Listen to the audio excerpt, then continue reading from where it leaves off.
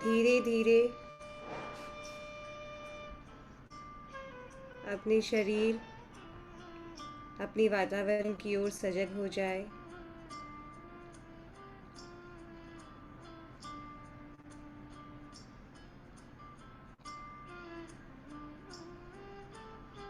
और अपनी दोनों हाथों की हथेलियों को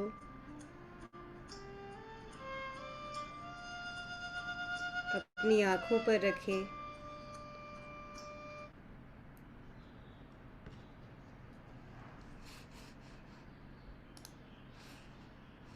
5, 4, 3, 2, 1।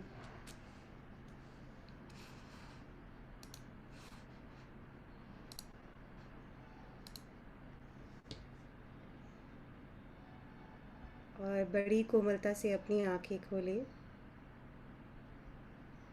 एक मधुर मुस्कान के साथ अपने इस परिवेश, अपने इस समावेश होकर लौट आए। और आज की ऊर्जा के लिए, आज के ध्यान के लिए हम ज़ोरदार ताली बजाएंगे ताकि ये ऊर्जा जग जग और कण कण तक फैल सके।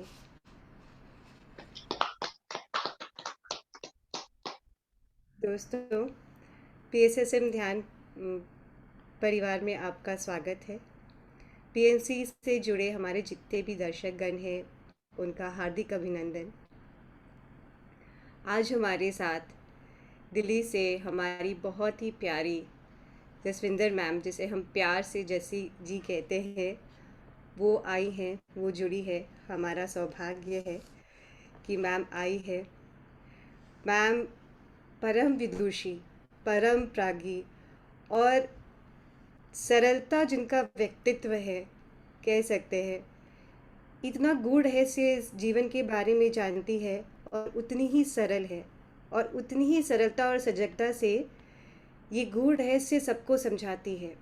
वो आध्यात्मिक, शारीरिक और मानसिक, ये तीनों पहलुओं पे काम करती है। ज से जसी और ज से जोड़ना, यही कुछ काम किया है मैम ने। नॉर्थ इंडिया में पीएसएसएम मूवमेंट को आगे बढ़ाने में इतना सक्रिय योगदान दिया है। निस्वार्थ भावना से दिन रात सेवा की है। जब बुलाया जाए, जहाँ बुलाया जाए, उन्होंने वर्कशॉप, सेमिनार सबका आयोजन किया है। कॉरपोरेट जगत में उन्होंने महारत हासिल की है। इतने सालों तक वो ऊंचे सीमा पे रही है, ऊंचे मुकाम पे रही है, लेकिन उसका बिल्कुल भी ज्ञात नहीं होने दिया उन्होंने कभी भी। इतना योगदान, इतनी निस्वार्थ भावना, उनके जीवन से हर दिन कुछ सीखने मिलता है। और आज वो हमारे लिए 7 बॉडीज़ के बारे में बताएंगी। कहा जाता है सब कुछ हमारे अंदर होता है, हम भगवान हैं। We have to understand our God inside us. उस परम तत्व को पहचानना होता है। लेकिन जब हम जानते ही नहीं हैं कि हम क्या है, हमारी कितनी बॉडीज़ है, हम तो सिर्फ एक ये सूक्ष्म को समझ के रखते हैं। पर कितनी तरह से हम बंदे, हम कितने प्रोफाउंड है, इसके बारे में जो प्रोफाउंड पर्सनालिटी है वही बता सकती है। और इसीलिए जैसी मैम, बहुत बहुत स्वागत है, आप आए, इस मंच की शोभा बढ़ाए। धन्यवाद, धन्यवाद और धन्यवाद। थैंक यू जी, थैंक यू, थैंक यू। बहुत अच्छा ध्यान हो रहा था, आपने ध्यान से बाहर निकाल दिया सबको। तो बहुत बहुत आपका धन्यवाद है जी। और बहुत सब जगह ध्यान चल रहा है, बहुत सारे वर्कशॉप चल रहे हैं, बहुत सारे मास्टर अपने अपने एक्सपीरियंस शेयर कर रहे हैं, अपनी नॉलेज शेयर कर रहे हैं। वो सब सही है, हमें बाहर से भी जानना है और हमें भीतर से भी जानना है। जैसा कि आप सभी जानते हो कि कल पूर्णिमा है और पूरी धरती पर पर्याप्त मात्रा में ऊर्जा रहती है। तो हमने जो आज सब्जेक्ट भी इतना गहराई वाला चुना है, गहराई वाला लिया है, और उसमें हम जाना चाहते हैं। तो मैं आप सभी से रिक्वेस्ट करूंगी कि हम ध्यान में ही जाकर उन चीजों को समझने का प्रयास करेंगे। मैं आपको जो भी मुझे समझ में आएगा मैं आपको गाइड करूंगी। आप आंखें बंद करके सांसों के साथ रहें। और हम अपने शरीर, मन की गहराइयों से नीचे उतरकर आत्मा से जुड़ेंगे, क्योंकि ये जो 7 शरीर हैं, ये आत्मा की एनाटॉमी है। जैसे हम भौतिक शरीर को जानते हैं, उसके अंग हैं, हम उनको जानते हैं, और हम कॉन्शियस सबकॉन्शियस माइंड, ये उसके अंग हैं, उसको जानते हैं। हमें आत्मा को जानना है, तो आत्मा का जो हिस्सा है, वो उसके चक्रास हैं, उसके 7 बॉडीज हैं, और बहुत सारा आत्मा का सिस्टम है। हमारी इंट्यूशन है, अंतः प्रज्ञा है, वो सब हमारी आत्मा का जो सिस्टम है, वो उसका पार्ट है। तो हमें उसे एक थ्योरी के लेवल पे समझना एक अलग बात है, और उसे अनुभव करना एक अलग बात है। तो हम सांसों के साथ रहेंगे और फिर धीरे धीरे अपने अंदर जाएंगे। पहले 5 मिनट अपने शरीर के प्रति जागरूक हो जाएं, और सिर से लेकर पैर तक अपनी मन की आंख से अपने शरीर के हर एक अंग को तनाव मुक्त कर लें।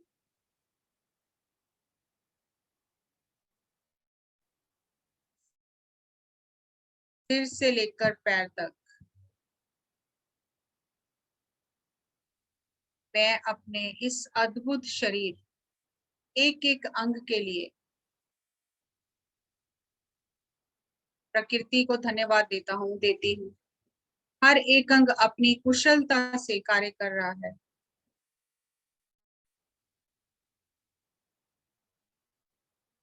जहां आपकी चेतना आपको जैसे नीचे लेकर जा रही है सिर से, वैसे ही आप अपनी इंट्यूशन को फॉलो करें। आती हुई सांस और जाती हुई सांस,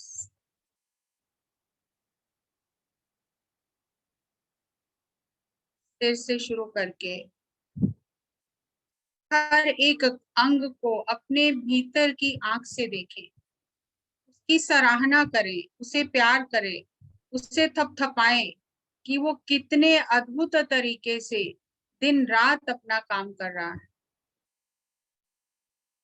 आती हुई सांस और जाती हुई सांस,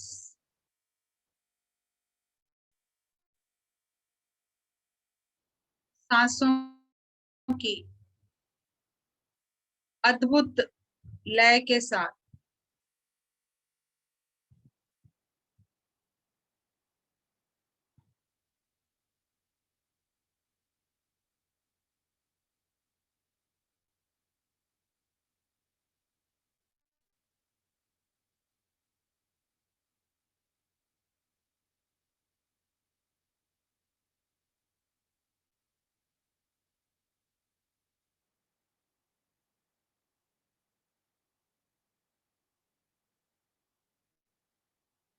मधुर संगीत के साथ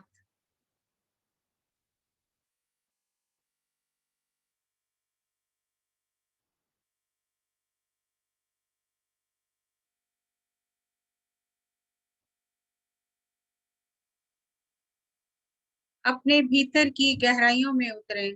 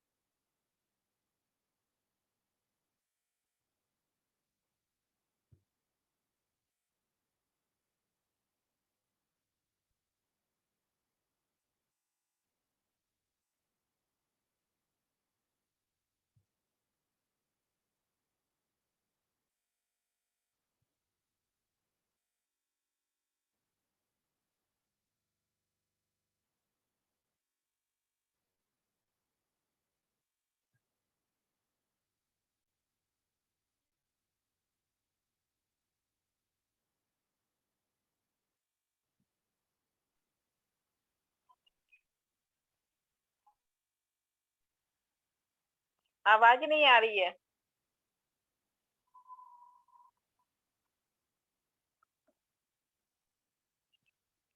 कोई साउंड नहीं है।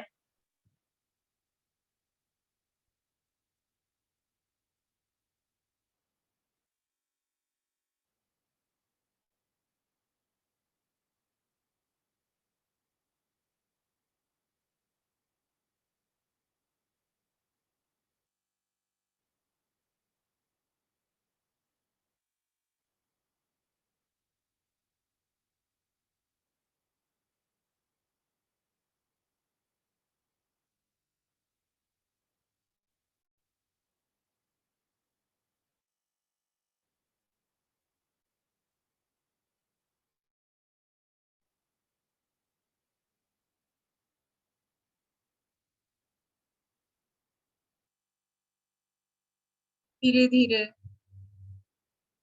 अपने शरीर की चेतना से मन के विचारों की ओर आ जाएं।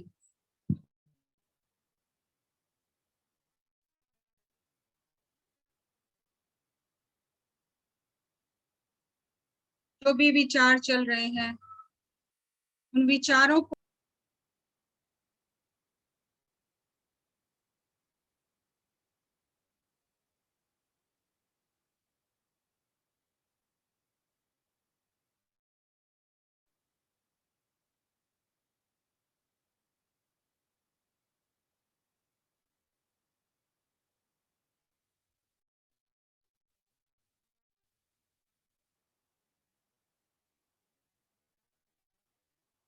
धीरे धीरे मन की गहराई से भी भीतर जाते जाएं, सब विचारों को छोड़ते जाएं।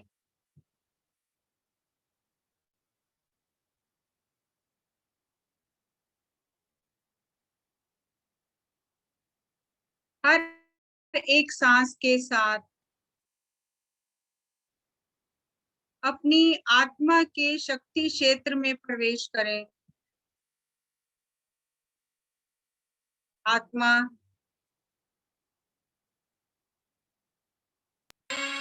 जो सब आज का दिन ध्यान का दिन है और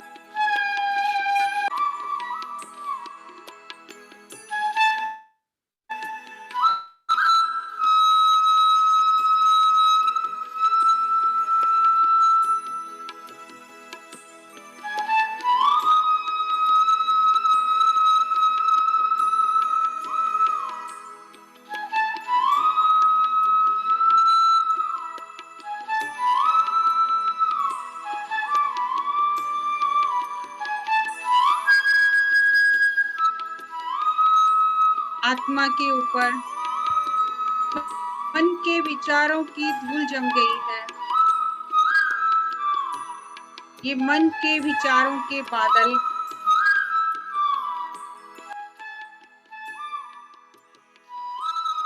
सांसों की ऊर्जा के साथ धीरे धीरे हटते जाएंगे।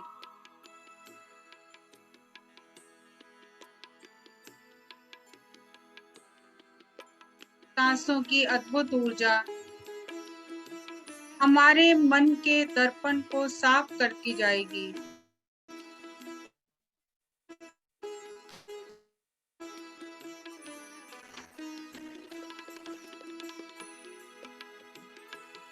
जैसे जैसे मन का दर्पण साफ होगा, हमें अपनी आत्मा का प्रकाश दिखाई देने लगेगा। प्रकाश किसी भी रंग का हो सकता है। आपको जैसा भी अनुभव हो, अपने आप पर और अपने अनुभव पर पूरा भरोसा रखें।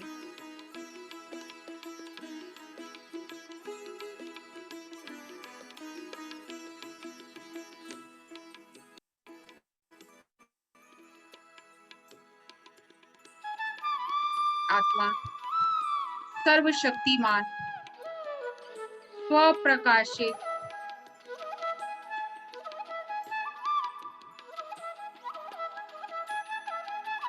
स्वयंभू है। वही इस जीवन का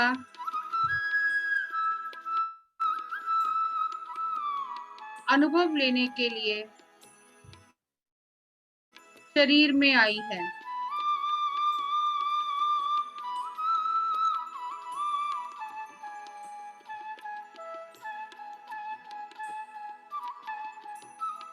मैं एक सर्वशक्तिमान आत्मा हूँ।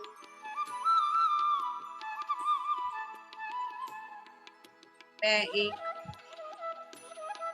सर्वशक्तिमान आत्मा हूँ। मैं एक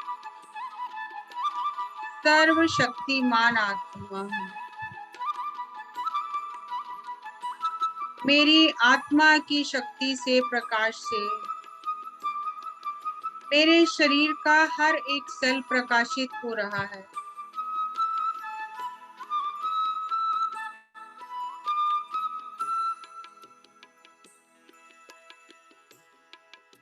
मेरी आत्मा का प्रकाश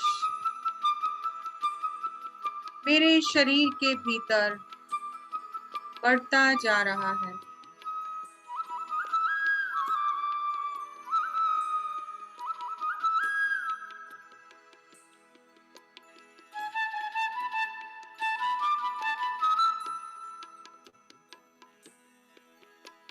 शरीर के भीतर से ये प्रकाश बाहर प्रस्फुटित हो रहा है।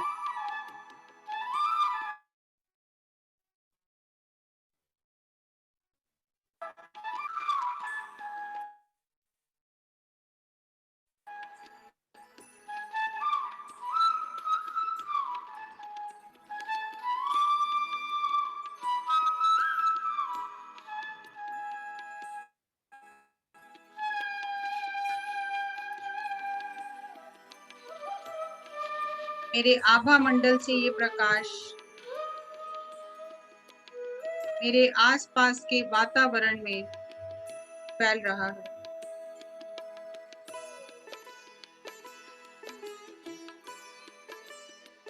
अपनी आत्म शक्ति को महसूस करें। अपनी आत्मा के प्रकाश को महसूस करें।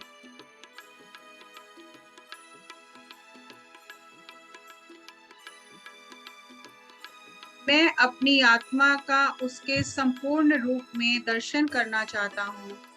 अपनी आत्मा को उसके संपूर्ण रूप में देखना चाहती हूँ।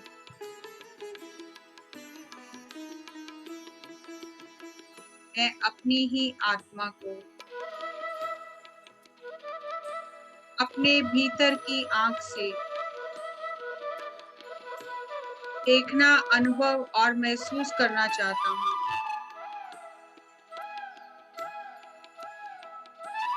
मैं अपनी आत्मा के प्रकाश को पूरी तरह महसूस कर रहा हूँ।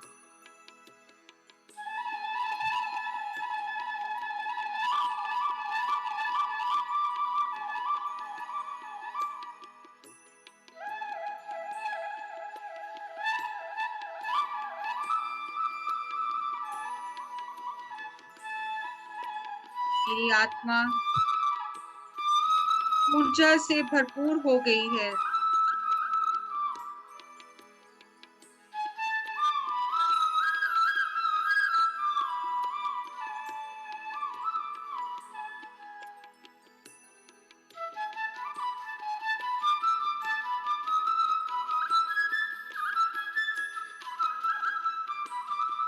मैं अपने स्वयं के ही आत्म तीर्थ में प्रवेश कर रहा हूँ।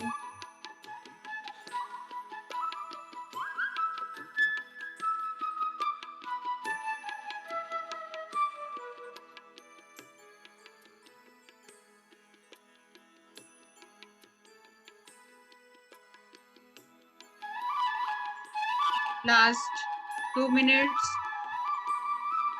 सांसों के साथ रहें। अपनी आत्मा का उसके पूर्ण स्वरूप में दर्शन करें।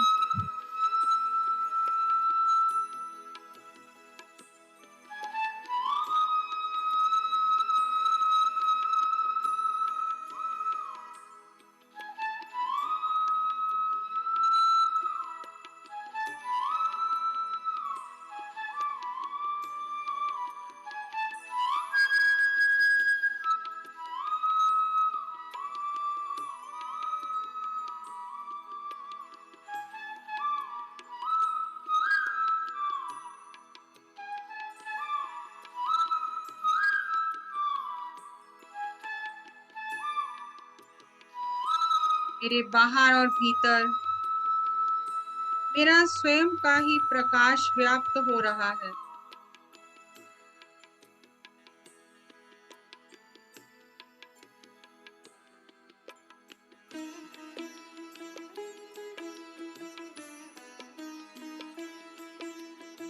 लास्ट 1 मिनट सांसों के साथ रहें।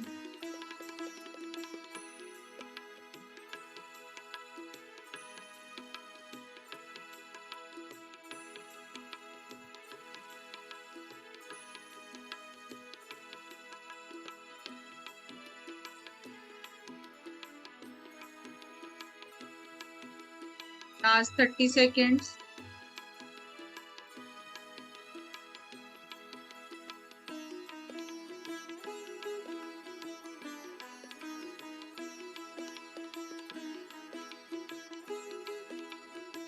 Ten seconds.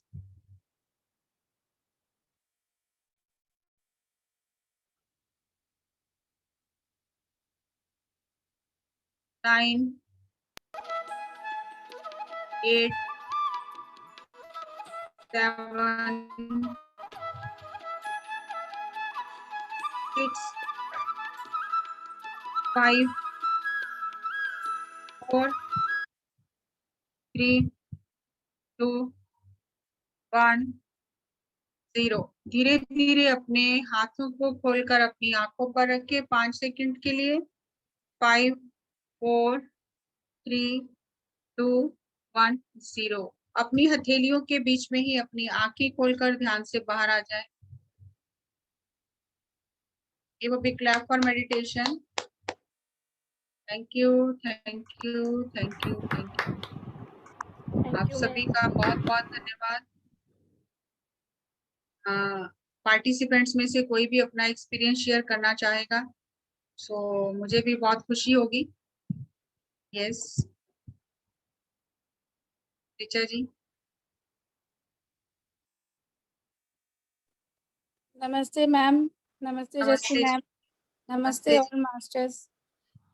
आपने आज जब बोला कि अब अपने अंदर जाओ तो एक सीढ़ी जैसे थी, उतरती जा रही हूँ, अंदर जाती जा रही हूँ, और जो प्रकाश ही दिख रहा था, एक लौ जग रहा था, केवल वही लौ दिख रहा था। जैसे जैसे उसके करीब जा रही थी वैसे वैसे धड़कनें और तेज हो रही थी, मतलब हैवीनेस सा लग रहा था।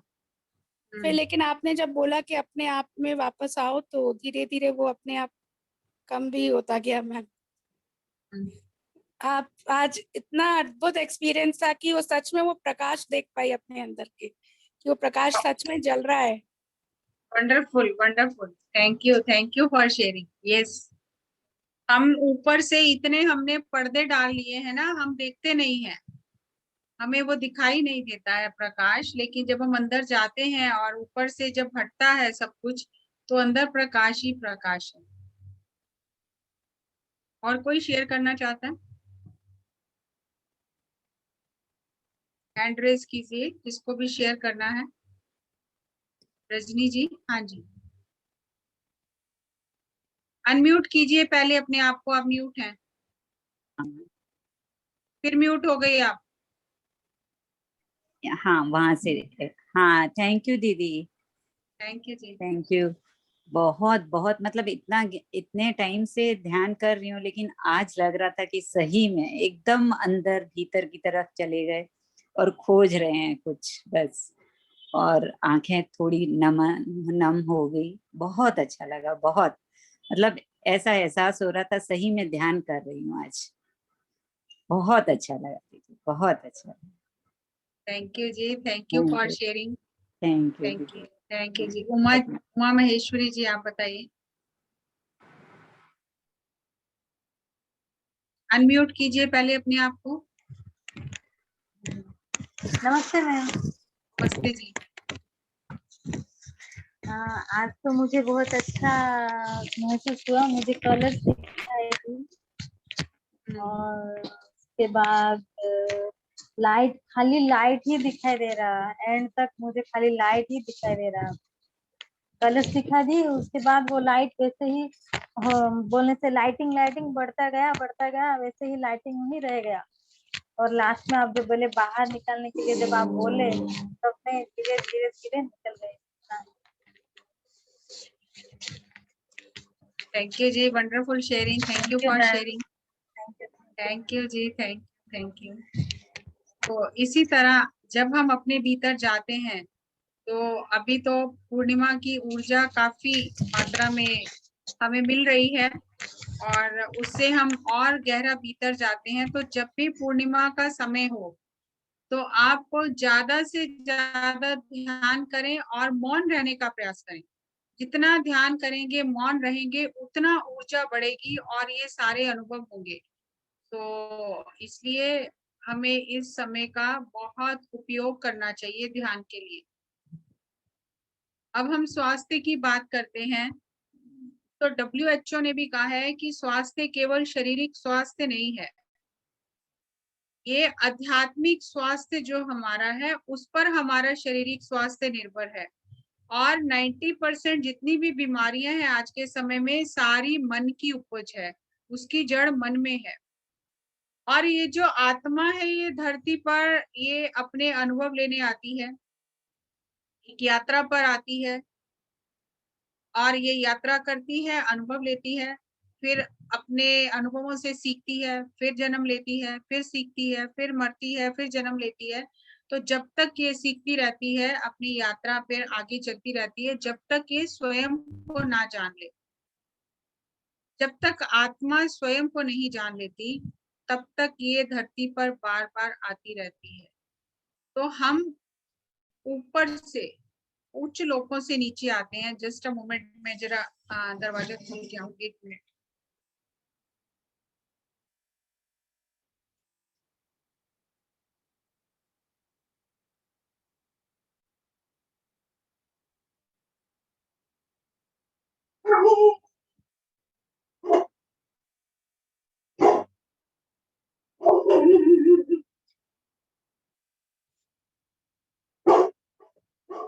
जाओ जाओ।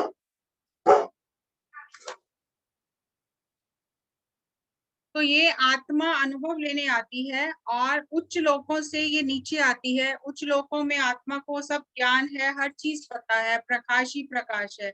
लेकिन वहां से जब नीचे आती है और अपने आप को जैसे बहुत सारे कपड़ों में कहना चाहिए, बहुत सारे एक शेल है, उनमें अपने आप को ये बांधती रहती है। और क्योंकि आत्मा पूरा का पूरा अपने उसमें प्रकाश में धरती पर नहीं उतर सकती है, और धीरे धीरे वो जैसे ये हमारे जो हम 7 शरीरों की बात कर रहे हैं, अगर हम ये समझे तो ये 7 आत्मा के कवच हैं, कपड़े हैं, जिनको वो पहनकर धरती पर आती है और उसमें उसका प्रकाश धीरे धीरे कम होता है, छिप जाता है, और फिर वो आकर इसमें धरती पर अनुभव ले सकती है। क्योंकि ये जो धरती हमारी है, ये इसमें बहुत जो ऊर्जा है वो इस पदार्थ ज्यादा है इसमें। तो ये 3 डायमेंशनल, थर्ड डायमेंशन में हमारी धरती है। और यहाँ आकर जब आत्मा को अनुभव लेने हैं तो उसे अपनी ऊर्जा को सिमेटना पड़ता है, और सिमेटते सिमेटते वो नीचे आती है। और अपने जो उसका इतना अतीन्द्रिय एक्सपीरियंस है, जो मल्टी सेंसरी वो आत्मा है, वो 5 ज्ञान इंद्रियों में बंध जाती है नीचे आते आते। और फिर उसका जो देखने का, समझने का जो नजरिया है वो बहुत छोटा हो जाता है, बहुत संकुचित हो जाता है।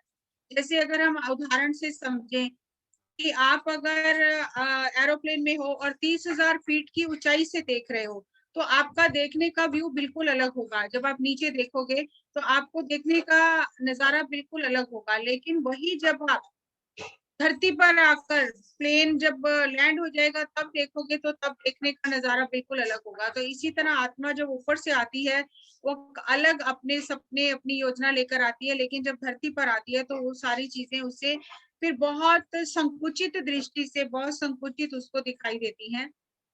लेकिन ये आत्मा की यात्रा है, उसे ये करनी ही है, तभी वो आगे बढ़ेगी। अब हमारी जो सोल साइंस है, आत्मविज्ञान है, वो ये कहता है कि शरीर जो हमारा है वो आहार से चलता है, जो हम भोजन लेते हैं उससे हमारा शरीर चलता है। और हमारा जो मन है उसका भोजन विचार है। और विचारों से हमारा मन चलता है और फिर उसी से हमारा व्यवहार बनता है, हमारी मानसिकता बनती है। लेकिन जो आत्मा है वो स्वयं को जानने के लिए, अनुभव करने के लिए वो धरती पर आती है। अनुभव करना और जानना ये आत्मा का भोजन है, ये आत्मा की खुराक है।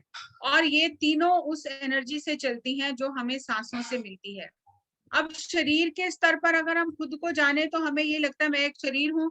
मैं अगर एक शरीर हूँ तो शरीर में मैं किडनी हूँ, मेरा हार्ट है, मेरे लंग्स हैं, मेरा पेट है, मेरा सिर है। ये सभी जो हमारे ज्ञान कर्म इंद्रियां हैं, हमारे हाथ हैं, पैर हैं, टांगे हैं, सिर है, जो जो हमारे ऊपर का हिस्सा है, शरीर है, जो हमारे अंदर का शरीर है, जैसे हमारा हार्ट है, ब्रेन है, किडनी है, पैनक्रियास है, हमारे अंदर जो जितना भी हमारे शरीर का सिस्टम है, जब हम केवल उसी के आसपास हमारी चेतना घूमती है तो हम इसे कहते हैं आई एम बॉडी, कि मैं केवल एक शरीर हूँ। क्योंकि मेरी चेतना सारी की सारी शरीर के आसपास घूम रही है। मैं अच्छा खाना खाना चाहता हूँ, मैं अपनी सेहत का बहुत ध्यान रखता हूँ, एक्सरसाइज करता हूँ कि मेरा शरीर ठीक रहे।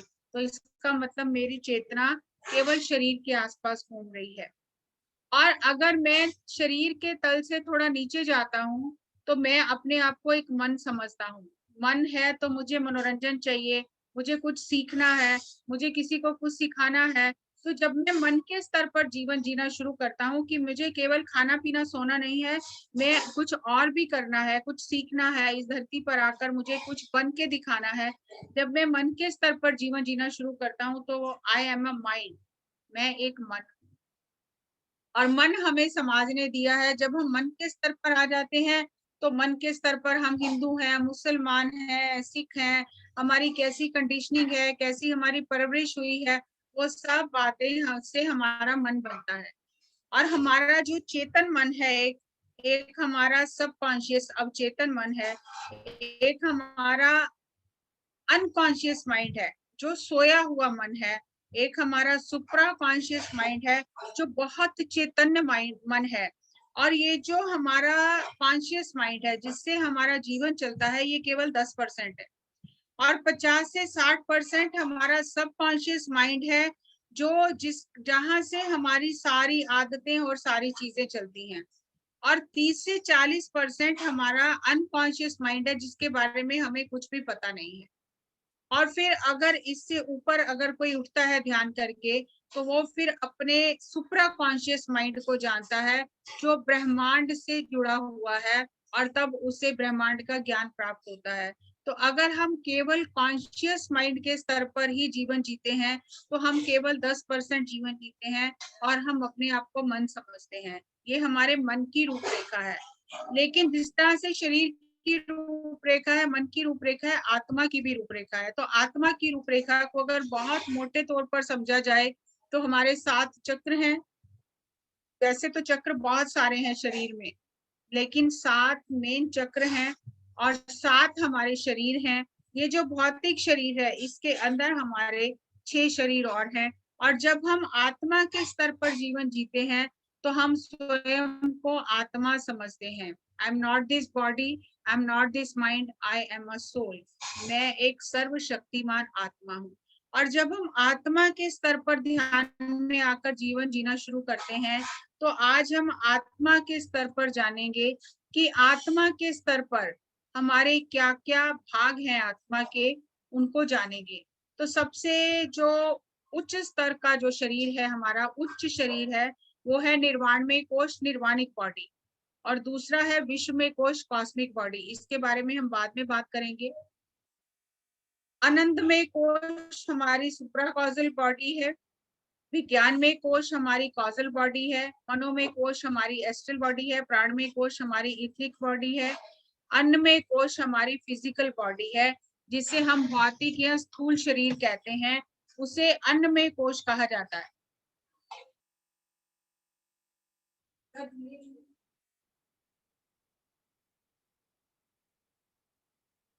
अन्नमय कोश यानी जो अन्न से बना है, जो हम भोजन ग्रहण करते हैं उससे ये हमारा अन्नमय कोश बनता है। लेकिन सिर्फ हमें अन्नमय कोश दिखाई देता है, अंदर के शरीर दिखाई नहीं देते हैं।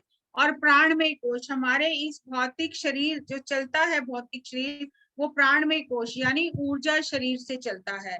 ये जो हमें सांसों से ऊर्जा मिलती है, ये हमारे ऊर्जा शरीर में जाती है और हमारे ऊर्जा शरीर में ही हमारे चक्रास होते हैं।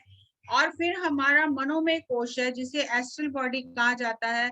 ये हमारा मनोमय कोश हमारी भावनाओं का, हमारे विचारों का घर है, जहाँ हमारे विचार और भावनाएं जो हैं वो सारी होती हैं।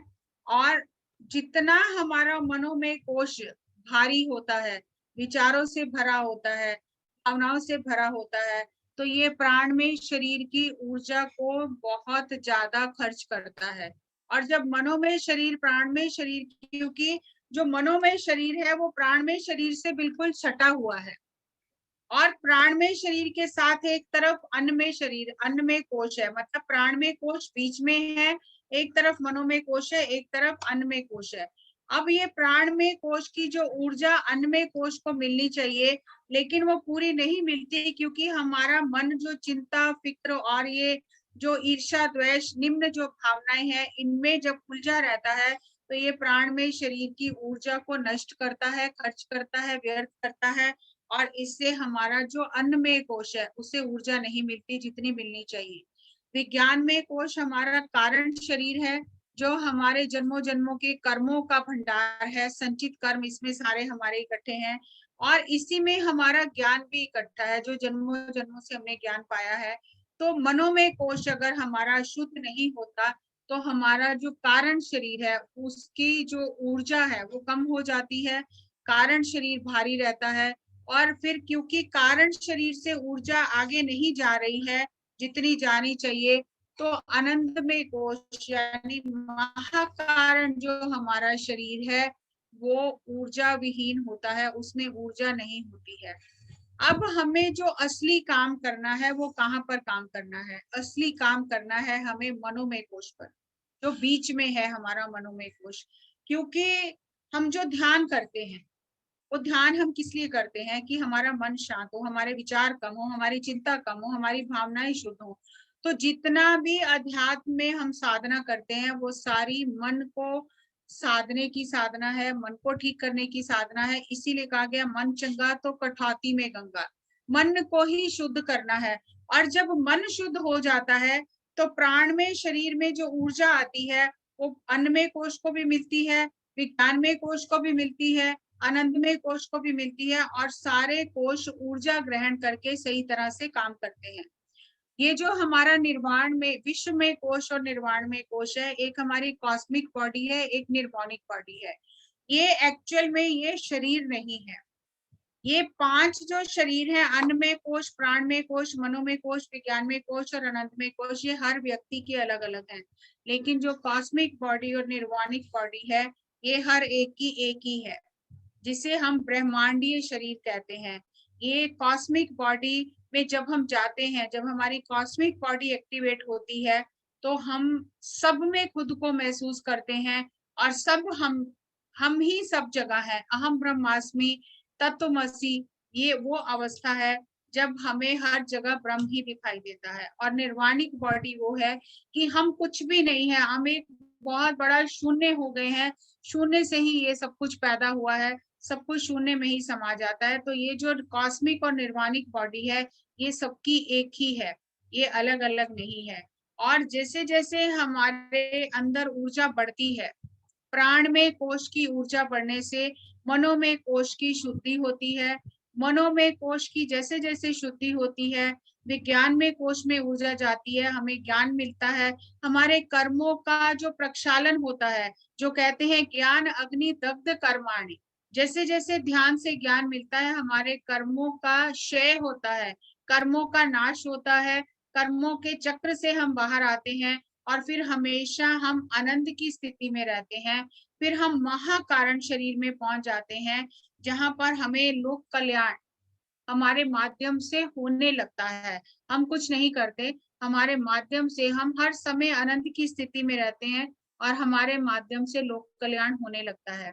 अगर हम इस हेल्थ साइंस को, इस आत्मा के विज्ञान को एक प्रिज्म की तरह समझें, तो जैसे एक प्रिज्म होता है, उस पर जब प्रकाश की किरणें पड़ती हैं तो वो 7 रंगों में बढ़ जाता है। इसी तरह ये जो हमारी आत्मा है ये 7 शरीरों में बढ़ जाती है। अब जो हमारा अन्नमय कोश है ये प्राणमय कोश पर निर्भर है। अन्नमय कोश उतना स्वस्थ होगा जितना प्राणमय कोश के अंदर ऊर्जा होगी, उतना अन्नमय कोश स्वस्थ होगा। और हमारा जो मनोमय कोश है वो इस बात पर डिपेंड करता है, निर्भर करता है कि हमारे विज्ञान में कोश जो है उसके अंदर कितना ज्ञान है। अगर हम अज्ञानी हैं तो हम अंधकार में हैं, और जब हम अंधकार में हैं तो हमारा मनोमय कोश जो है वो ऊर्जा उसमें कम रहती है, क्योंकि वो हमारे ज्ञान में कोश पर निर्भर है, मनो में कोश का ऊर्जावान होना। जैसे आप एक रस्सी है उसको हम अंधेरे में सांप समझ लेते हैं और डरते हैं, और वो डर जो है वो क्या है, वो अज्ञान है, अंधकार है। लेकिन जैसे ही हमें इस बात का ज्ञान होता है, प्रकाश में हम जाते हैं, इस बात का ज्ञान होता है कि ये तो रस्सी है, सांप नहीं है, तो हमारा डर दूर हो जाता है। हमें खुद पे हंसी आती है कि हम डर क्यों रहे थे, क्यों, कैसे दूर हो गया ज्ञान?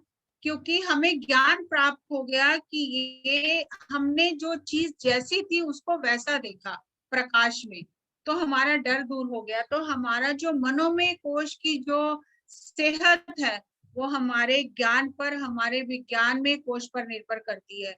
और हमारा जो विज्ञान में कोश है वो आनंद में कोश पर निर्भर करता है। जितना हम आनंद की स्थिति में रहते हैं उतना हम ज्यादा ज्ञान हासिल करते हैं, और जितना ज्यादा ज्ञान हासिल करते हैं हमारे जो मन में बैठी हुई पुरानी धारणाएं हैं, मान्यताएं हैं, नकारात्मक विचार हैं, जो हमने यहाँ वहां से सब सोच इकट्ठी की है समाज से, जो समाज ने हमारी कंडीशनिंग की है, ये गलत है ये सही है, वो सब हमारी दूर हो जाती है, अज्ञान दूर होता है, और हमारा मनोमय कोश जो है वो शुद्ध हो जाता है। और आनंदमय कोश जो है उसकी सेहत विश्वमय कोश पर निर्भर करती है। जितना हम हर किसी में परमात्मा को देखते हैं, हर किसी में आत्मा को देखते हैं, हर किसी को इस नजर से देखते हैं कि वो परमात्मा है, हर किसी के साथ हम प्रेम से रहते हैं, यानी मैं ही सब में हूँ और सब मुझ में है। जब हम उस स्थिति में रहते हैं, दया करुणा प्रेम की तरंगों में रहते हैं, तो हम हमेशा आनंद की स्थिति में रहते हैं। जब जब हमारे अंदर ये भाव आता है कि मैं अलग हूँ, ये अलग है, मेरा कल्याण हो, मेरा भला हो, मेरा फायदा हो, दूसरे का बेशक नुकसान हो जाए, तो हमारा जो आनंद है वो हमें नहीं मिलता है। आनंद की स्थिति को हम तभी प्राप्त कर सकते हैं जब हम सबका मंगल, सबका कल्याण चाहते हैं। तो विश्व में कोश हमारा जितना प्रेम की तरंगों से, ऊर्जा से भरा होगा, उतना हम आनंद की स्थिति में रहेंगे। हमें दूसरों की तरक्की को देखकर खुशी मिलेगी, हम दूसरों की तरक्की को देखकर दुखी नहीं होंगे। अगर हमारे अंदर विश्व में कोश जागृत नहीं हुआ तो हमें दूसरों की तरक्की देखकर हमारे अंदर ईर्ष्या उत्पन्न होती है, और जब ईर्ष्या होती है तो आनंद कहाँ से आएगा? क्योंकि ईर्ष्या और आनंद दोनों इकट्ठे नहीं रह सकते, या तो आनंद रहेगा या ईर्ष्या रहेगी। तो जब हम ये समझते हैं कि सब एक ही है, हम हर चीज एक दूसरे से जुड़ी हुई है, हम, मैं ही इस विश्व, ये विश्व का, विश्व में जो शरीर है ये मेरा ही शरीर है, सब मेरे ही अंग हैं, मेरे ही हिस्से हैं। जितना हम आनंद की स्थिति में रहते हैं उतना हमारा जो आनंदमय शरीर है उसकी ऊर्जा बढ़ती है। और हमारा जो विश्व में कोश है वो निर्भर करता है निर्वाण में कोश में। निर्वाण में कोश यानी जितना हम शून्य की स्थिति में रहते हैं कि मैं कुछ नहीं, मैं एक बहुत बड़ा शून्य हूँ, जितना हम शून्य की स्थिति में रहते हैं उतना हमारा जो विश्व में कोश है उसकी ऊर्जा बढ़ती है, वो एक्टिव हो जाता है। अब हम इसी चीज को दूसरी तरह से देखेंगे। यहाँ हमने देखा कि अन्नमय कोश जो है उसकी सेहत प्राणमय कोश पर निर्भर है, मनोमय कोश जो है वो विज्ञानमय कोश पर निर्भर है, विज्ञानमय कोश आनंदमय कोश पर निर्भर है, आनंदमय कोश की सेहत विश्वमय कोश पर निर्भर है, और विश्वमय कोश की सेहत निर्वाणमय कोश पर निर्भर है। लेकिन जो प्राणमय कोश है वो किसी पर निर्भर नहीं है। प्राण में कोश सभी शरीरों को ऊर्जा और प्राण देता है, और इसी से हमारा शरीर चलता है। ये केवल और केवल सांसों से ऊर्जा ग्रहण करता है, इसलिए ये किसी पर निर्भर नहीं है। अब अगर हम दूसरी तरह से देखें तो अगर हम अब पहले हम नीचे से अब ऊपर जाते हैं, जितना हम शून्य की स्थिति में रहेंगे उतना हम निर्वाण को प्राप्त करेंगे, और जितना हम शून्य स्थिति में रहेंगे, निर्वाणिक बॉडी में रहेंगे, निर्वाण में कोश में रहेंगे, उतना हम ब्रह्मांड के हर एक एक व्यक्ति से, एक एक जीव से, एक एक कण कण से हम एकता को महसूस करेंगे, वननेस को महसूस करेंगे। जो वननेस हम कहते हैं कि हम सब एक हैं, वो जो हम सब एक की भावना है वो शून्य से उत्पन्न होगी। जितना हम शून्य स्थिति में रहेंगे उतना हम उस एकता को अनुभव करेंगे। जितना हम उस एकता को अनुभव करेंगे ब्रह्मांड के साथ में, उतना हम भीतर से आनंदित रहेंगे। जितना हम भीतर से आनंदित रहेंगे उतना हमें मास्टर दिव्य ज्ञान देंगे, और जितना हमें ज्ञान मिलेगा उतना हमारे मनोमय कोश की शुद्धि होगी, और जितना हमारा मनोमय कोश शुद्ध होगा उतनी हमारी फिजिकल हेल्थ जो है, अन्नमय कोश जो है, वो तंदुरुस्त होगा, स्वास्थ्य हमें मिलेगा। तो हमारा ये जो पूरा स्वास्थ्य है ये हमारी आत्मा के स्वास्थ्य पर, आत्मविज्ञान पर निर्भर है। तो हमें अपनी आत्मा के स्वास्थ्य को बढ़ाने के लिए ज्यादा से ज्यादा ध्यान करके ज्यादा समय विचार विहीन स्थिति में रहना है, यानी शून्य स्थिति में रहना है। और जितना शून्य स्थिति में रहेंगे बाकी शरीर अपने आप ही काम करने लगेंगे। जैसे हमें किसी भी शरीर को एक्टिव करने की जरूरत नहीं है, या हम ध्यान में इस शरीर की ओर ध्यान दें, उस शरीर की ओर ध्यान दें, नहीं, ऐसा कुछ करने की जरूरत नहीं है। जैसे हम खाना खाते हैं, खाना गले से नीचे उतरा, हमें कुछ भी की जरूरत नहीं है, खाना अपने आप पच जाता है और खाने का टेस्ट से बाहर निकल जाता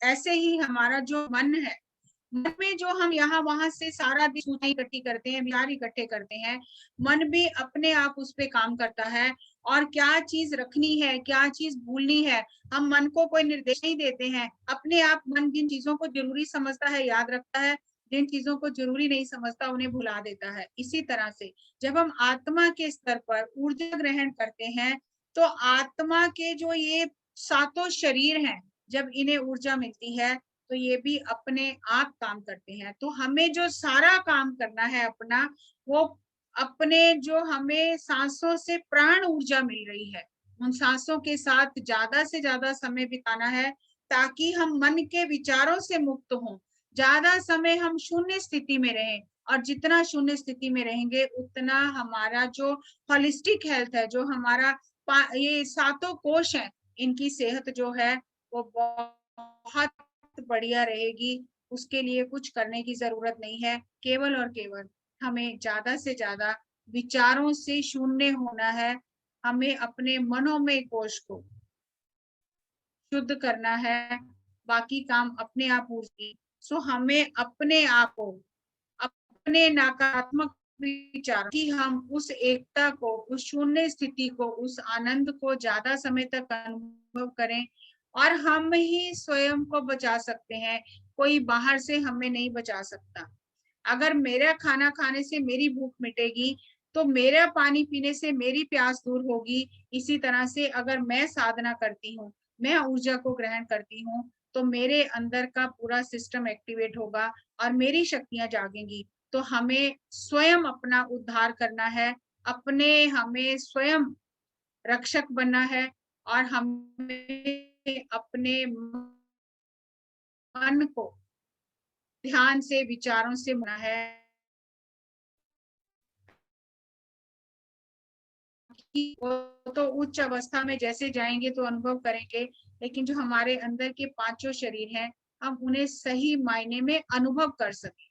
थ्योरी के स्तर पर नहीं, प्रैक्टिकली हम उन्हें अनुभव कर सकें, हम उन शरीरों की ऊर्जा को महसूस कर सकें। सो अभी पूर्णिमा का समय है, ज्यादा से ज्यादा ध्यान करके अपने भीतर जाएं, अपनी आत्मा की ऊर्जा को महसूस करें, क्योंकि जितना हमारी आत्मा की ऊर्जा बढ़ेगी, जितना हम अपनी आत्मा की ऊर्जा को ज्यादा महसूस करेंगे, अपने आप हमारे अंदर के जो शरीर हैं वो एक्टिव होने लगेंगे, उनमें ऊर्जा जाएगी और स्वयं ही हमें अंदर से ज्ञान मिलने लगेगा, अंधकार दूर होगा, अज्ञान दूर होगा, और हम उस वननेस को, उस अहम ब्रह्मास्मि तत्वमसी उस स्थिति को अनुभव कर पाएंगे।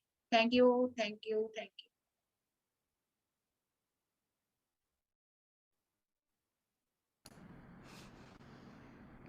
Thank you so much ma'am. आपने इतने अच्छे सुंदर ढंग से समझाया हमको अपने 7 बॉडीज़ के बारे में, 7 से भी।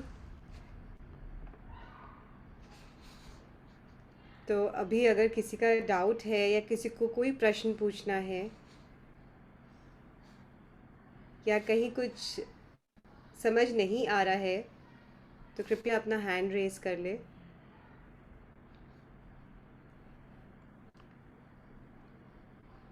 मैम ने यही समझाया है कि हमको अपने मनोमय शरीर पे सबसे ज़्यादा काम करना है और वह ध्यान से ही सुलभ है और ध्यान के द्वारा ही हो सकता है।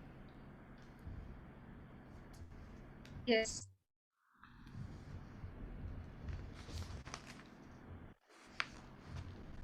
तो किसी का भी कुछ डाउट है? मजबूत होती है ना मैम जब एक नींव मजबूत होती है तो अपने भवन जो है वो मजबूत होता है। हाँ, मैम हाँ एक क्वेश्चन है। यस। जैसे हमारे जो जितने चक्र रहते हैं वो हमारे किस बॉडी में रहते हैं?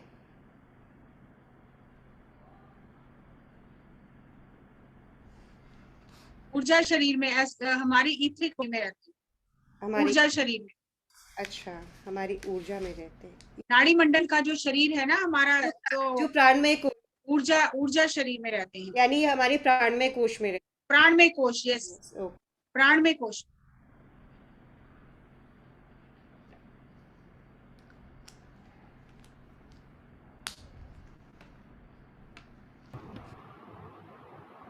और ये सातों चक्र, सातों चक्र सब जुड़े हुए।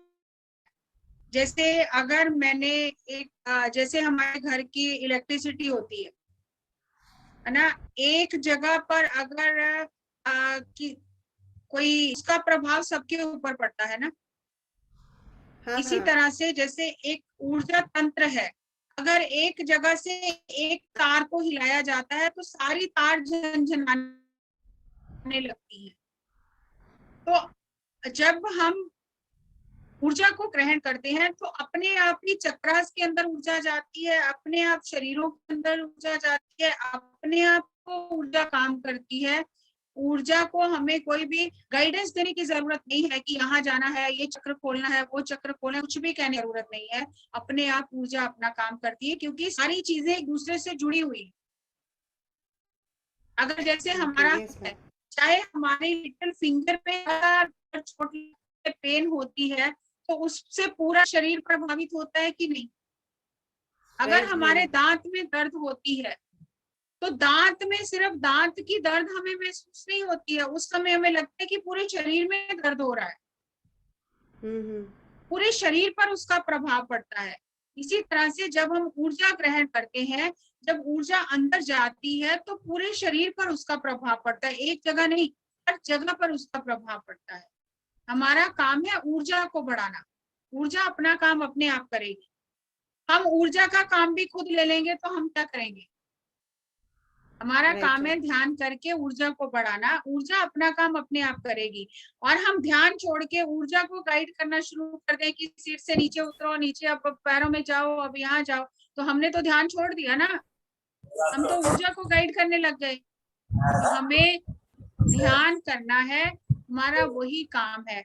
जैसे हम खाना खाते हैं, खाना जैसे ही गले से नीचे उतरेगा, जैसे ही खाना गले से नीचे उतरेगा, खाना अपना काम अपने आप करेगा। हम थोड़ी कहते हैं कि अब तुम पच जाओ, अब तुम लिक्विड बन जाओ, अब तुम मांसपेशियां बनाओ, अब तुम खून बनाओ, कुछ कहते हैं हम? हमें पता भी नहीं शरीर में क्या क्या हो रहा है। हमारा काम है खाने को चबाकर निगल लेना, बस निगलने तक हमारा काम है, उसके बाद हमारा कोई काम नहीं है। उसी तरह से हमारा काम है आंखें बंद करके, हाथों को क्रॉस करके, पैरों को क्रॉस करके ऊर्जा को लेना। आगे ऊर्जा शरीर में क्या करेगी वो ऊर्जा का काम है, उसमें हमें दिमाग लगाने की जरूरत नहीं है। यस मैम, वंडरफुल, सही ही बोला मैम। अब कांता आंटी, यस।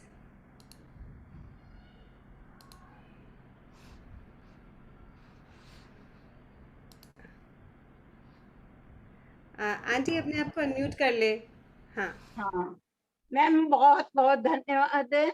आपने जितना सरल और सहज तरीके से ये जो प्रैक्टिकल सात शरीर के बारे में बताया, तो एक उसका मेन यही व्यू है कि हमें प्राण शरीर की ऊर्जा को बढ़ाना है, ज्यादा शून्य स्थिति में रहते हुए ज्यादा ध्यान करना है, तो उसी पे हमारे बाकी सारे शरीर निर्भर करते हैं।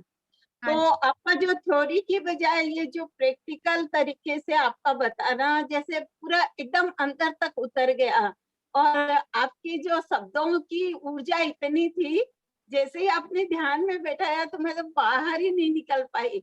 जस्ट अभी आपको बताने के लिए कि मुझे इतना अच्छा लग रहा है कि सेशन में इतना अच्छे से समझ आया, और ध्यान इतना गहरा हुआ कि एकदम गहरी परतों तक चली गई थी। तो अभी भी बॉडी में वाइब्रेशन फील हो रहा है। सो आपके लिए बहुत बहुत धन्यवाद मैम। कितनी सहजता और सरलता से जो हम थ्योरी के रूप में एक कॉम्प्लिकेटेड हो जाता है, उसको इतना सरलता से आपने समझा दिया, तो उसके लिए बहुत बहुत प्रणाम आपको, धन्यवाद। Thank you madam. ये पत्री सर ने मुझे इतनी सरलता से पत्री सर ने समझाया, मैंने आपको दे दिया आगे, बस। बहुत बहुत gratitude ma'am. Thank you ma'am. बहुत दिन से इच्छा थी 7 बॉडीज समझने की, आज वो इच्छा पूरी हो गई, और बहुत सरल शब्दों में आपने बताया। तो सच में कांता आंटी ने बोला कि पूरा दिल में उतर गया, छप गया पेपर की तरह की, कोई नींद में भी पूछे तो फटाफट हम बोल सकते हैं। तो बहुत बहुत धन्यवाद। Thank you. जब तक सुनते थे 7 बॉडीज लगता था कि क्या है ये 7 बॉडीज, आज वो सारा हमारा बहुत बहुत बड़ा सब्जेक्ट लगता था, बहुत बड़ा सब्जेक्ट, भारी सब्जेक्ट लगता था। मैंने भी 2-3 बार समझा है, सुना है, लेकिन कभी वो कंफ्यूजन हो जाता था। लेकिन आज जिस वे में आपने बताया ना, तो वो जो मेन चीज है वो हमें समझ आ गया। अच्छा, इस तरह से हमें माने इधर उधर भागते हैं कि कैसे 7 बॉडीज को एक्टिवेट करे, तो कितना सिंपल वे से आपने जो बताया, तो जैसे उतर गया पूरा दिल में, और पूरा समझ आ, क्लियरिटी आ गई।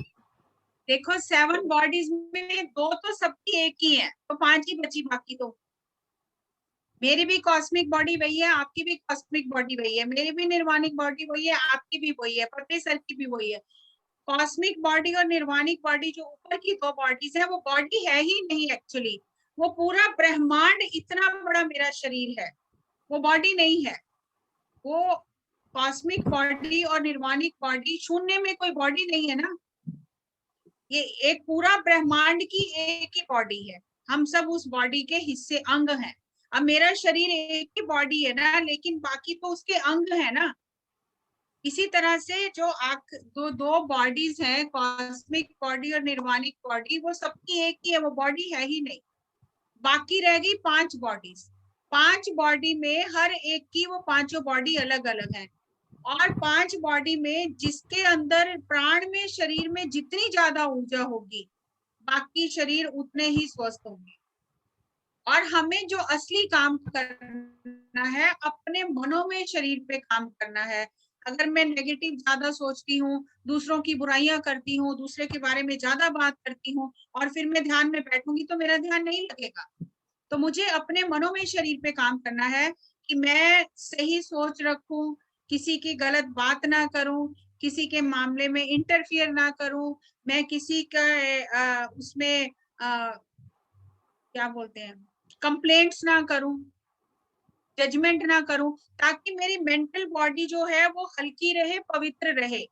और जितनी मेंटल बॉडी हल्की होगी, बाकी बॉडीज अपने आप एक्टिवेट होती रहेंगी, है ना। तो इसलिए ये बहुत भारी सब्जेक्ट नहीं है, हमने भारी बनाया हुआ है। मुझे भी बहुत भारी लगता था, और जब से पत्री जी ने समझाया तो लगा ये तो बहुत आसान सी चीज है। हमारा काम है ध्यान करके ज्यादा से ज्यादा शून्य स्थिति में रहना, बाकी काम अपने आप होता रहेगा। और इसी तरह चक्रास को भी हमने बहुत बड़ा सब्जेक्ट बना लिया है, कैसे एक्टिवेट होंगे, कुछ भी नहीं करना है। सिर्फ जैसे हम खाना खाते हैं, गले से नीचे खाना उतरा, सारा काम शरीर अपने आप करता है। जैसे मन में विचार जाते हैं, सारा मन अपने आप देखता है क्या याद रख। हम कुछ कहते हैं मन को कि ये याद रखना, ये नहीं रखना। हम जो कहते हैं याद रखना, वो भूल जाता है। फिर हम कहते हैं अरे ये तो मैं भूल ही गया, जबकि हम तो याद रखना चाह रहे थे। वो मन अपने आप डिसाइड करता है किसको याद रखना है, किसको भूल जाना है। हम उसमें कोई गाइडेंस नहीं देते उसको। इसी तरह से जब हम ऊर्जा ग्रहण करते हैं तो हमें आत्मा के शरीर को भी कोई गाइडेंस देने की जरूरत नहीं है।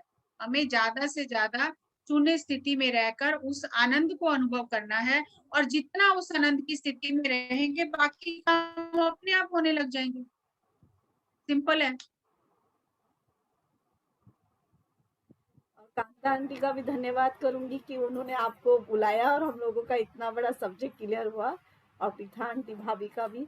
भाभी कल बोल रहे थे तेरी बहुत दिन से इच्छा थी ना, ले तेरी इच्छा पूरी हो गई। मैंने जैसे मैनिफेस्ट किया था, मैनिफेस्टेशन पूरा हो गया। थैंक यू ये जी, ज्ञान thank you हम जी। सबके लिए बहुत जरूरी था, क्योंकि सब ध्यान कर रहे हैं लेकिन 7 बॉडी इतना बड़ा ये इश्यू बना देते हैं कि क्या है क्या नहीं है, उलझ जाते हैं। और वो जानना बहुत जरूरी है अगर ध्यान में आगे बढ़ना है। सो सबको क्लियरिटी मिली। थैंक यू मैम, आप आए और हमें इतना महान ज्ञान को इतने सरल शब्दों में और इतने कम समय में जो सहजता से बताया। माने आपकी सहजता है ना, उसको नमन करते हैं। Thank you. थैंक यू जी, thank you, thank you. Thank you so much ma'am, Jassi ma'am. कहा जाता है ना, thank you thank you thank you, बहुत बहुत थैंक यू। सच में जस्सी जैसी कोई नहीं। वो सही बात है कि सच एकदम सही बोली थी प्रथा जी, पिताजी। कि आपके जैसे सुंदर है ना, नहीं समझा सकता। जैसे दीपाली ने कहा ना कि वो पूरा छप जाता है, अब एकदम बता सकते हैं तुरंत। और सबसे बड़ी बात ना, क्या चीज़ पे काम करना है हमको पता है। अभी तक पता ही नहीं चलता था कि हमको क्या चीज़ करना है, क्या चीज़ देखना है, क्या करना है। अब हमको समझ में आ गया है कि प्रकृति खुद अपने आप काम करती रहेगी। अभी हमको सिर्फ ध्यान करना है। अभी हमको कुछ इधर उधर में बातों में नहीं फंसना है। बस टारगेट जिसको बोलते हैं ना कि बुलजाए पे आपने लगा दिया। पार्टिसिपेंट और वैसे भी लॉटरी लगी हुई है, पूर्णिमा आ गई है। बहुत सही है, एकदम सही। नहीं मैम, बहुत बार पार्टिसिपेंट बोलते हैं आप गाइडेंस दो। आप जैसे जैसे बोल रहे हो वैसे उन लोगों को समझाना बहुत मुश्किल हो जाता है कि मेडिटेशन बस अपने सांस के गाइडेंस में जाना है, हमारे गाइडेंस में मत जाओ। जो आज आपने बोला एकदम सही बोला कि जैसे हम खाना खाते हैं तो उसको पचने के लिए थोड़ी बोलते हैं। तो मैं सब पार्टिसिपेंट को चाहूंगी कि इस बात पे ध्यान दें कि गाइडेंस नहीं चाहिए मेडिटेशन में। हम लोगों को सांसों का गाइडेंस चाहिए। सांसों का शुरू में तो लगता है, जब हम नए नए आते हैं तब लगता है कोई गाइड करे, लेकिन गाइडेंस एक्चुअली चाहिए नहीं। सांसें है ना गाइड करने के लिए। अब मैंने पहले 10 मिनट आपको कोई गाइडेंस नहीं दी, गाइडेंस चाहिए ही नहीं। एक्चुअली गाइड करने से हम उस चीज को एक सीमा में बांध देते हैं। अब मैंने आपको कहा कि आपको किसी भी प्रकाश दिखाई दे सकता है, लेकिन अगर मैं आपको कहता हूँ सुनहरा प्रकाश दिखाई देगा, तो मैंने आपको बांध दिया सीमा में। और अगर आपको किसी और रंग का प्रकाश दिखाई देगा तो आपको लगेगा शायद मुझे सही दिखाई नहीं दे रहा, क्योंकि मैडम तो सुनहरा बोल रही है। तो हमें बांधना नहीं है सीमा में चीजों को। हमें अपने आप पे भरोसा करना है कि जो मेरे अंदर से आ रहा है वो बिल्कुल सही है, और उसके ऊपर चल पड़ना है। तो इसलिए गाइडेंस की जरूरत ही नहीं होती है सही मायने में। और इस पूर्णिमा पे आप ये करके देखिए, जितना ज्यादा आप मौन में रहेंगे, ध्यान करेंगे, आपको आपके अंदर से गाइडेंस मिलेगा। हमें आत्मनिर्भर बनना है, दूसरों पर निर्भर नहीं होना, चाहे वो मास्टर ही है उस पर भी निर्भर नहीं होना। हमें मास्टर बनना है ना। हम दूसरे पर निर्भर रहेंगे तो हम कब मास्टर बनेंगे? हमें खुद मास्टर बनना है।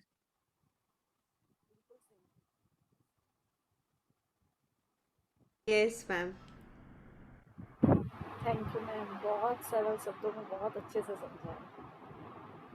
थैंक यू जी, थैंक यू सो मच। आपने इतना समय दिया और इतना प्यार दिया हमें।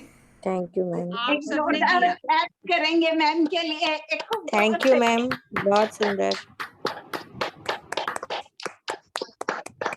और जैसे मैम है ना, बद्री सर की बहुत एती मास्टर है। क्योंकि क्योंकि वो थैंक यू है so much ma'am, thank you, love you ma'am. Thank you जी, थैंक एक दिन हम सेशन थैंक रखें यू मैम, बहुत बहुत प्यार मैम, बहुत बहुत। कम समय में बहुत अच्छा मैम, टॉपिक आप हुआ। सर के साथ अपने एक्सपीरियंस शेयर कीजिएगा। आप बहुत सारे किस्से सुनाते हैं ना सर का, वो एयरपोर्ट वाला किस्सा, और मैंने बहुत सारे किस्से सुने आपके बहुत सारे सेशंस में। तो उस सेशन में आप जरूर शेयर कीजिएगा कि किस तरह सर थोड़ी थोड़ी बातों से ना कितना कुछ सिखा देते हैं हम। Yes yes yes, definitely. ये thank you Jassi ji. Ma'am ने और बसंता मैम ने ये सब बहुत अनुभव किए हैं, क्योंकि उनको बहुत समय मिला है पत्नी सर के साथ रहने का, तो उनके अनुभव पत्नी सर के साथ बहुत है।